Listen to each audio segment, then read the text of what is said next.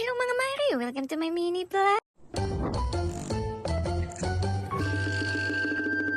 Alas 5 pa nga lang, gumising na kami dahil kami pupunta sa Bulalakaw. Karipas na nga ang mga batang maliliit at takot maiwanan. Bibisitahin nga namin ang tanim ng sibuyas ng aking ate. May isang oras nga ni Ho ang aming binahe mula sa amin hanggang sa kanila.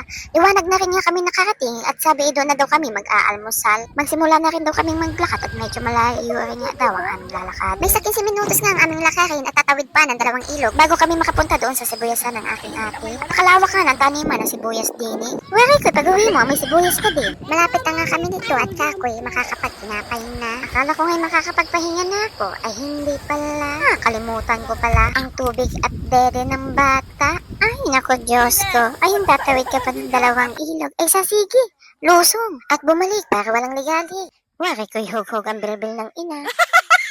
Pagbalik ko nga diyan ay natangis na nga itong aking anak. O diba, tigil man din nung may gatas na supak. Mga alas 8 na nga ito ng umaga, kaya nga sabi ko kami bumalik na. Nakapaglibot-libot na rin nga kami sa sibuyasan ng aking ate. Para hindi na kami abutan ng sikat ng araw at masakit na nga ito sa balat. Pagka-uwi nga namin ay nagluto na din nga kaagad itong aking kapatid. Napasarap yata sa halo, ayan tuloy, tumalon yung isang sili. Tumalabog pa.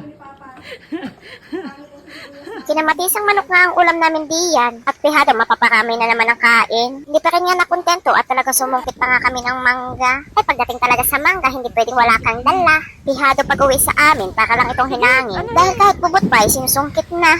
O ayan, may mangga na, alamang na lang ang kulang. O siya, marami na akong chika, kami uuwi na muna. Bye-bye!